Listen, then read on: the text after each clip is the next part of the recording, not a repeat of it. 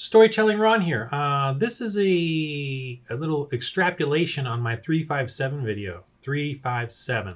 And this is a little experimental, but I'm going to kind of give you, I kind of try to break it down now how the concepts of in D&D, really what the basic concepts are of combat and spells, especially in combat. You can obviously have spells, that do other things, utility things and all that. But I'm talking about kind of more of attack spells and how to understand the basic concepts for D&D or kind of any Roll20. But anyway, any kind of D20 type game. Dice 20-sided dice game. Okay, so this chart is really kind of explains, if you can see this, yeah, this chart is the basic breakdown of 357. So obviously first level, and then here's third level. So at third level, 357. At third level, the armor class, you can make any creature encounter challenge, versus the players, and they're around third level or first, second, third level. You can make them first level or third level. Third level being armor class 13-ish, somewhere around there. Hit points up to 30. Ability score. So whatever their main ability score would be, like if they're a goblin, it'd be Dex +3. If it was an orc, it'd be +3 maybe for strength. Saving throws +3. The main saving throw, let's say for a goblin, it would probably be Dex. For an orc, it'd probably be Constitution or Strength. For a mind flayer, let's say a mind flayer at third level. So obviously not a big mind flayer, like a young crazy mind flayer. Same thing, +3 saving versus with intelligence and charisma or whatever. I don't know. But you'd have the same stats, but it would just vary based on what you want to focus them on. Damage bonus would be +3. The damage dice would be 1d6, so a 1d6 type of weapon, club, an axe, hand axe or something. And you can change that up. You can, if you think it's an orc and you want to give him 1d8, give him 1d8. It's not a big deal. Difficulty class, that would be for, okay, so let's say an orc. Let's say an orc grapples. So there'd be a 13 strength grapple test. If it was a goblin trying to get away or trying to do a sneak attack and you got to perceive it, 13 perception, DC 13 perception check or whatever.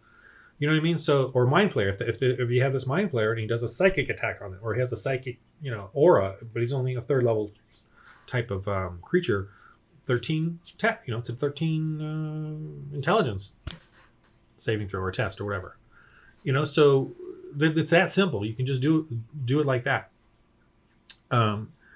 Same with fifth level. Obviously you can see the numbers here go up to around 5, ending with a 5, and then obviously the 1d8 damage. Difficulty class of 15, and that would be the main. These high numbers here, or these numbers would be their main ability score, their main skill. If it's a secondary skill, you obviously go down, to plus, a level. And then at this point, if they're fifth level, you want to give them maybe 2. You want to give them 2 attacks and maybe 1 extra skill, whatever that is. Like for orcs, it's the aggressiveness or whatever. And you can obviously give that to them at third if you want, whatever. So that's basically the breakdown of any kind of creature. Like if you did an elephant, okay, you did at 7th level, you obviously, or okay, let's say a giant. So a giant at 9th level is going to be all this stuff here. Boom, boom, boom. Armor class 19, hit points 90, +9 to whatever the main, strength con, for let's say hill giant. Now, obviously a 19 armor class for hill giant, because, you probably want to lower that just because you know that there's more skin. So whatever. You can do that, and then +9 to attack bonus. That makes sense. Damage bonus +9. Yeah, that makes sense. 1d12 +9. Now I know the hill giant is it's like 2d8 or whatever, 3d8, but this kind of equals out, similar. And then difficulty class 19. Now that would be difficulty class against strength or con, probably strength, but not necessarily against intelligence or charisma. You know what I mean? If there was something. Now 3 attacks. See, so they have 3 attacks here. Giant, I don't think, only has 2 attacks. And 2 skills, whatever they are, and these skills would be, whatever you want, or or you can go back down to 2 attacks, whatever. But that's be a 9th level. Now, what if you wanted a 5th level giant, like a juvie hill giant? There you go. Saying this is it, and it kind of works. So, it's not perfect, but it's fine. It's like quickly, and it's giving you the understanding the concepts of what you want to do.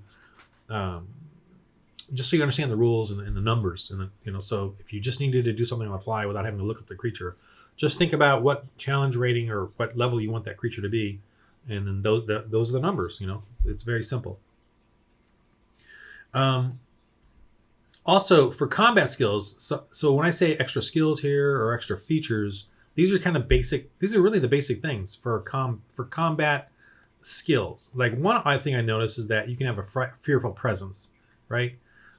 So that's something, especially if it's a dragon or a giant or whatever. You could do that, and it would be that rating. Like let's say it's a 5th level dragon, a young dragon, they could have a frightened. So this one skill here could be a frightful presence. It's very So the 4th or 5th level characters would have to say versus a 15 wisdom or charisma, be frightened by this thing. And it may be that does sound a little powerful, so I might want to lower that down a little bit, the 15, and then make that, because maybe that's a secondary skill, not the main skill. But whatever. So, but here's a main skill. Let's say the dragon doesn't attack a claw attack, right? So prone. That strength attack then will knock you down if you don't save versus a 15. So that's kind of, to me, that one works really well, and especially like a giant too. Or if it's a charge, most 4-legged creatures, when they attack a human, they want to bring you down, right? A bear, even dogs, wolves, bulls, they want to charge you and knock you down. That's the first thing they want to do. So, and then of course you have a DC. If it's a 5th level moose, you have because I'm doing a rhyme with Frostbane, 15 difficulty class, and you get knocked down versus strength or dex if you can jump out of the way. And if you don't, then its second attack will get advantage and more damage, like the stomping or the trampling or the antlers. So also grapple or strain, is a typical one of a combat. Poison and disease is a typical effect, stinger or poison blade or whatever. And stunned, this is just like this is an odd one for me, but if it's so powerful of an attack or whatever, it can then stun you, which is so anyway, that's just an extra thing I added in there. I don't recall any creatures having stun, but I like to use stun once in a while, especially if you get a lot of damage. I don't know, whatever. I'll probably take that one out actually. But anyway, whatever. All right, so for spells and traits, casting, magical ability, special traits, and abilities. So obviously the creatures have, fire breath, which is like a fireball, fire breath, or whatever else. The mind flayer has maybe some sort of a psychic attack or whatever. So you got to think now. Here's what's interesting about that. All of these, all spells generally have these conditions, affect these things that will do one of these things. I mean, blinded, charmed, frightened, grappled, and incapacitated. Where's the other word? Here, incapacitated. It's like the whole hold person or the tentacles or the whatever rising up. I mean, obviously there's damage too. You can just do damage. So there's that. I didn't put that in here, but these are conditions. Restrained, prone, it'll knock you prone like a thunder wave. Poison and disease. Obviously petrified, paralyzed. So you can even make a spell up on the fly by just understanding the condition that you want them to have at the end of it. Then you just use the difficulty modifier as the save versus whatever you think it would be, dex or charisma or wisdom, depending on the, and then other things you got to consider is range. Is it distance or like a cone, and then is it single or area effect? So if it's an area effect, what kind of area effect? And those are all pretty basic in the size, in 20, 30 feet radius or 20, 30 foot square or whatever. And then limits on usage. Is it spell slot oriented or does it have a recharge? Like if you're, like Dragon Breath is they can do a breath and then you roll again. If they roll a 5 or 6 on a 6-sided dice, then they can do it again. And if they don't roll that, they can't do it again. So that's it. That's kind of like how you quickly make a creature on the fly, just understanding, obviously you don't have to memorize this. You just think about it. If you want a mind flayer to paralyze them, I mean, you kind of know paralyze, and they got to say versus paralyzed, or stunned. It's pretty basic. Or poison spray. I mean, you already know it's a cone. It's going to be depending on if it's a 3rd level goblin shaman or 7th level goblin shaman. It's either third level is 13 DC or 17 for the 7th level because it's so powerful, you know. And damage is, well, let's say a 7th level Goblin Shaman, it would be 1d10 plus 7 damage, you know, or, you know, and that's a cone, so it would affect everyone in that area. They'd all have to save versus DC 17 or take 1d10 plus 7 poison. And if you're poisoned, you know, disadvantaged attack rolls, you know, blah, blah, blah. So it's kind of like that you can just quickly, you know, come up with something on the fly if you wanted, or just when you're creating something, you don't have to even look at the monster manual. You just use like this basic understanding of conditions, you know, what spells and traits do, and that's it. You don't even have to worry about looking it up. And it makes sense though, because remember, all the spells in this player's handbook are based on like academics, you know, like the Wizards, you know, guild and what they've established as the norm for spells, right? But that doesn't mean there isn't wild magic out there where creatures and sorcerers and warlocks of the tribal, or, you know, can create their own or have their own magic that they, you know, bring up that has no name for it because it's just their own, you know, innate spell casting. And then I did write down here, and move my face. I did write down the damage types, which, you know, is you know, secondary, but could, you know, and I have a little, for me, I do my little additional little effects on them, but it's not a, you know, that's not necessarily that big of a deal. I you know, I mean, it is a big deal in the game, but it's very simple to understand and use.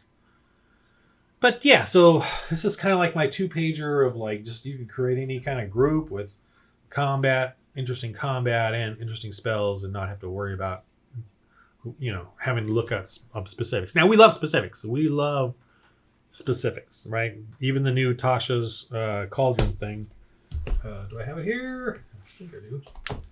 Tasha's Cauldron, you know, I may do a review on this or not, but it's just about specifics, you know, a ton of specifics, which is fun.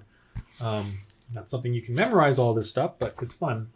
But I like to, as a DM, simplify the concepts and just break it, you know, understand them, and that way when I kind of want to create my own thing, I can just do this really quickly.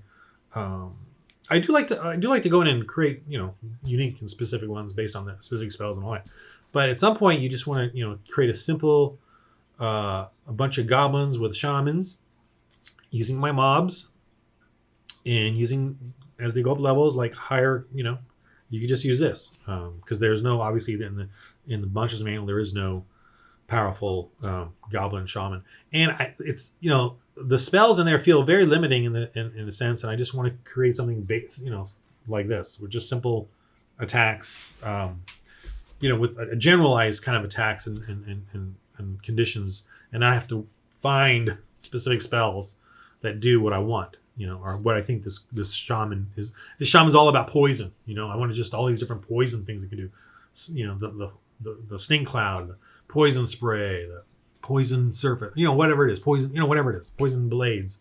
I just want to add, you know, just use this kind of concept instead of having to go find specific spells. And again, this will be on my Patreon if you guys want it. But yeah, obviously you can copy it and use it. I'm totally fine with that too. Pause. Anyway, that again, this is just another kind of helpful way of looking at it, the rules and you know, breaking it down, so you understand the concepts.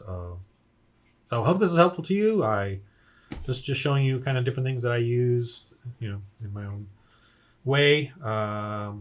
Okay, thanks for watching.